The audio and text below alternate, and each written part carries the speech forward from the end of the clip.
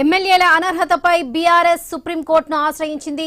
Party మారిన ఎమ్మెల్యేలపై చర్యలు తీసుకోవాలని సుప్రీం ధర్మాసనాన్ని కోరింది. ఈ మేరకు బీఆర్ఎస్ 2 పిటిషన్లు దాఖలు చేసింది.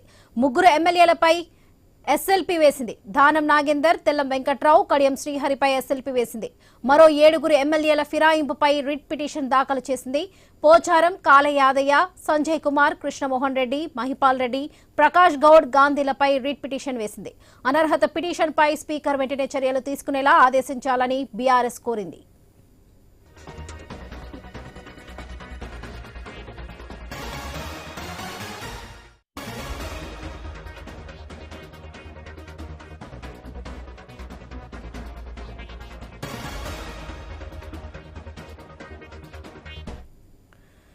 ఎమ్మెల్యేల అనర్హతపై బీఆర్ఎస్ సుప్రీంకోర్టును ఆశ్రయించింది. పార్టీ మారిన ఎమ్మెల్యేలపై చర్యలు తీసుకోవాలని సుప్రీం ధర్మాసనాన్ని కోరింది.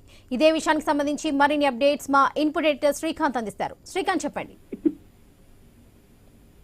Varalakshmi, good afternoon. సో ఎమ్మెల్యేల అనర్హత కేసు ఏదైతే ఉందో, అనర్హత కేసులో బీఆర్ఎస్ పార్టీ చాలా కీలకమైనటువంటి నిర్ణయం తీసుకుంది. ఎమ్మెల్యేల అనర్హత కేసులో నిజానికి ఇంకొక కొత్త పరిణామం చోటు చేసుకునే పరిస్థితులు మాత్రం కనిపిస్తున్నది స్పష్టంగా తెలుస్తోంది. సో తెలంగాణలో 2023 సంవత్సరం ఆఖరులో జరిగినటువంటి అసెంబ్లీ ఎన్నికల్లో బీఆర్ఎస్ పార్టీ తరఫున గెలిచినటువంటి 10 మంది ఎమ్మెల్యేలు కాంగ్రెస్ పార్టీ ప్రభుత్వం ఏర్పడ్డ తర్వాత ఆ పార్టీలోకి మారడం జరిగింది.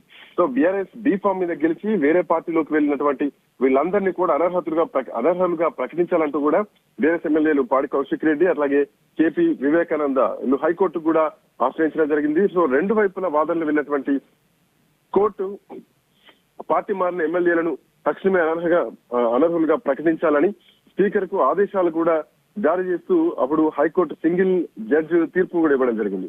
సో సింగిల్ జడ్జి తీర్పు పైన అభ్యంతరం కూడా తెలుపుతూ శాసనసభ సెక్రటరీ హైకోర్టు ఏదైతే ప్రత్యేక బెంచ్ కు అప్పీల్ చేస్తే పార్టీ ఫిరాయించినటువంటి ఎమ్మెల్యేల పైన ఎప్పుడైనా చర్య తీసుకునేటువంటి అధికారం స్పీకర్ కు ఉంది, దానికంటూ ఒక టైం బాండ్ ఏం లేదంటూ కూడా తీర్పుని ఇవ్వడం జరిగింది. అయితే ఇప్పటి వరకు కూడా ఇన్ని రోజులైనా, ఇన్ని నెలలు గడుస్తున్నా గానీ ఇప్పటికీ స్పీకర్ ఎట్లాంటి నిర్ణయం తీసుకోకపోవడం పైన సో బీఆర్ఎస్ పార్టీ అధిష్టానం సుప్రీంకోర్టును ఆశ్రయించడం జరిగింది. సో సుప్రీంకోర్టులో 2 పిటిషన్లు కూడా దాఖలు చేయడం జరిగింది.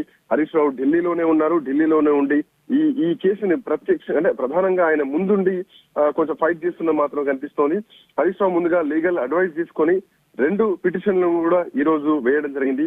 సో ఇట్లాంటి నేపథ్యంలో ఈ అంశం ఇప్పుడు రాష్ట్రంలో ప్రధానంగా కొంచెం చర్చనీయాంశంగా మారిందని చెప్పాలి. మరోవైపు ఏదైతే హైకోర్టుకు ఆ రోజు ఈ కేసు వెళ్లడం జరిగిందో వాళ్ళపైన చర్యలు తీసుకోవాలంటూ స్పీకర్ కు హైకోర్టు ఆదేశించిన నేపథ్యంలో కూడా ఎమ్మెల్యేలు కొంతమంది సంజయ్ లాంటి వాళ్ళు కానీ, గాంధీ లాంటి వాళ్ళు కానీ మేము పార్టీ మారలేదు, బీఆర్ఎస్ లోనే ఉన్నాం, కాకపోతే అది దేవుని కండువా అంటూ కూడా కొంత నమ్మబలికేటువంటి ప్రయత్నం చేయడం జరిగింది.